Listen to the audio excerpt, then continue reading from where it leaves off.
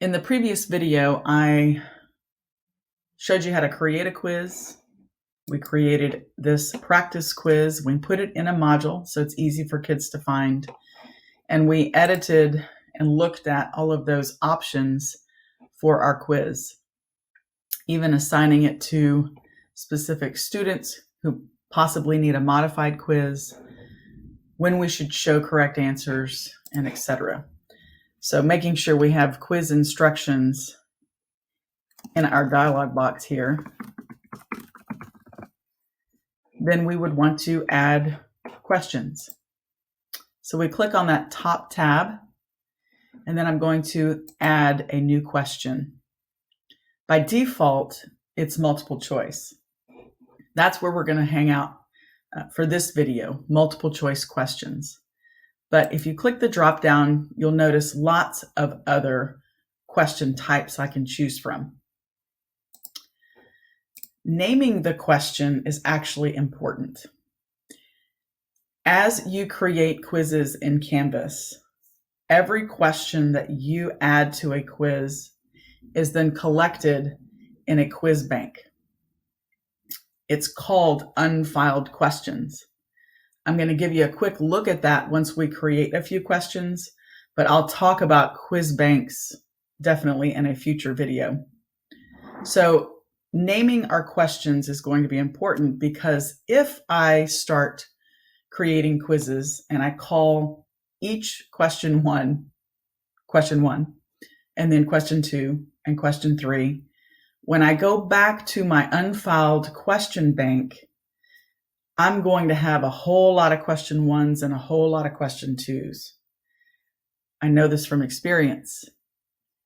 You want to name these more specifically so that when you are ready, you can go to that unfiled question bank and then create your own question banks. You can move questions out of there and start collecting them into their own banks.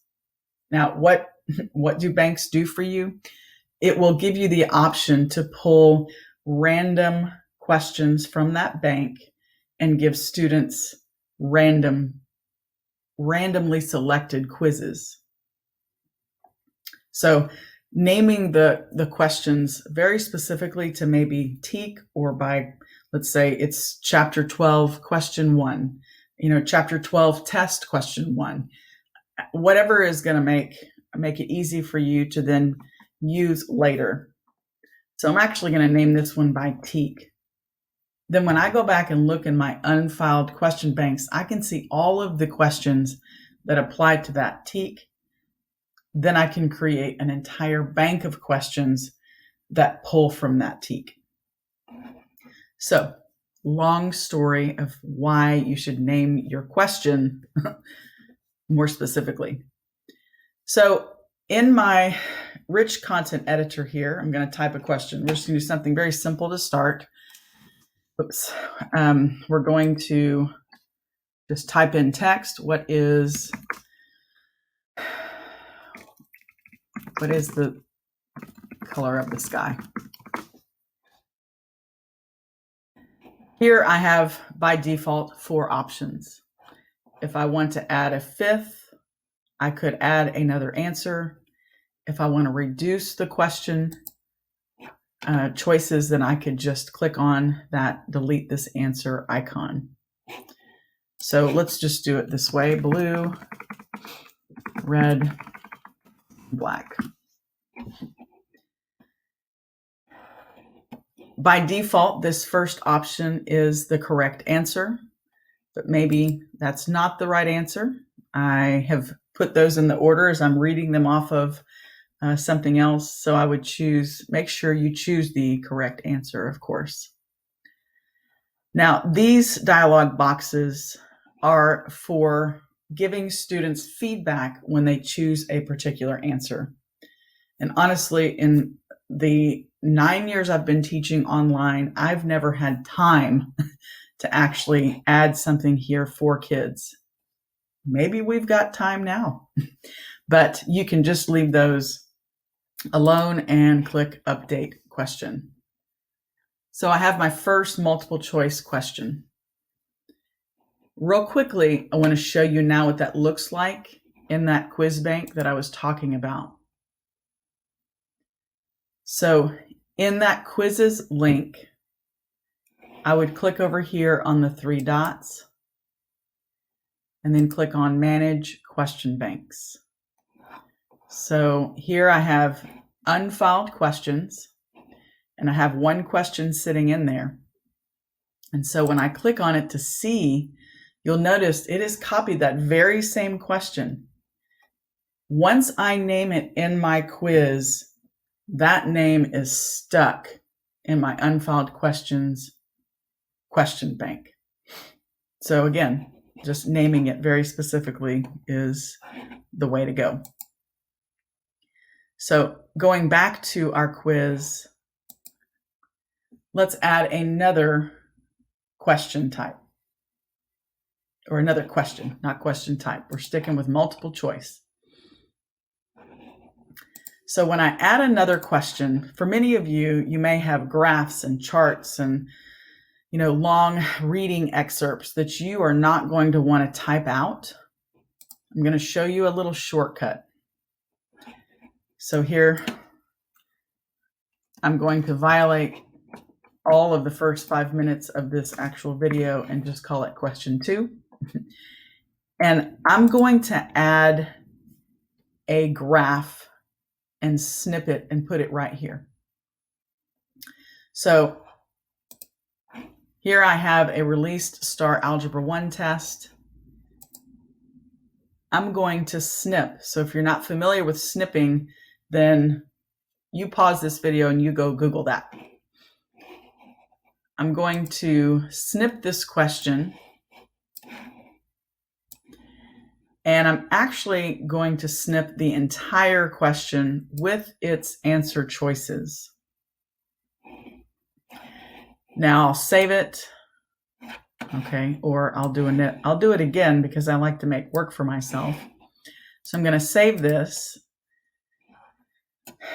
Maybe this is quiz 1, question 2. However you want to be able to find this again, I'm actually going to save it on my desktop so I can find it easily.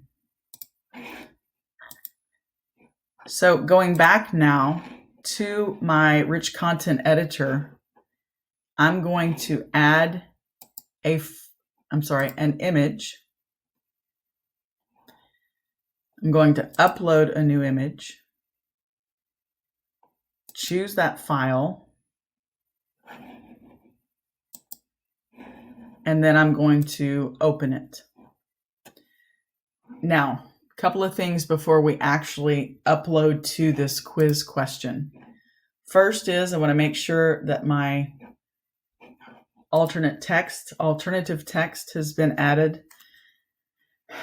And this is definitely very good for our accessibility. When kids hover over this question or they're using a screen reader, this is what's going to be read. So typing in whatever you think is necessary here. For me, I'm just going to click decorative image for right now. And now making sure my cursor is in a good spot because the picture will go in exactly where it is. I'm going to click upload. So now that question shows up for me.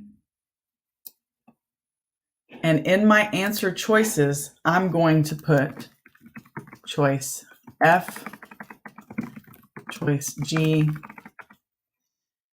choice H, and J. I haven't looked at the problem, and well, I think that's actually, I don't know what the answer is at this point. I'm just going to choose the correct answer choice, and then I will update this question.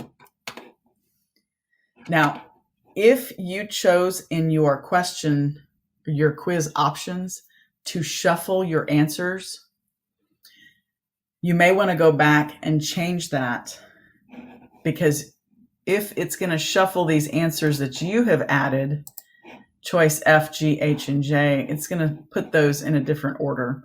That's confusing to kids. So you want this to match exactly what your question had shown you.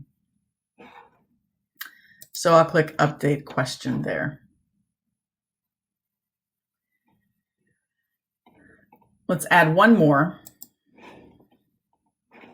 Again, we're naming it very specifically and not question 3, but we've talked at length. And I'm going to now use the math equation editor to add something. So solve for x. Inserting a math equation, clicking that icon opens up this editor for me. And while this is very tedious for math teachers to use, you'll get the hang of it eventually. It does take some back-end work, and it does take some really playing around with this to find all of the operators and all the different symbols that you're going to need. So I'm just going to do something pretty easy. 2x plus 5. And I'm going to choose something just besides the equal sign to show you other options that are available. Oops, is greater than 10, let's say. Now I click Insert Equation, and it comes in as an image. So I can enlarge that so kids can see it a little bit better. And then I can add all of my answer choices. If I need math symbols in my answer choices, then I would need to go here and click on each edit button for every answer choice, so it looks very neat and very professional. Now, it does take a lot of work to do that. That's why I showed that second option in quiz or question 2, where you could snip some of these questions. You've got them probably already in a PDF form. Maybe they're in multiple choice form. And then you can eliminate some of that time by having to input every single solution using that math editor. If I've made a mistake and I want to edit that, you notice again, this is a picture. I can't edit this once it's pasted here, but if I highlight it and I click on that Insert Math Equation edit box again, then I can make changes here and then insert that back. So then enlarge it so students can see it. So that's just a quick little look at, or maybe not so quick look at, how to add multiple choice questions. In the next few videos, I will talk more about the other question types.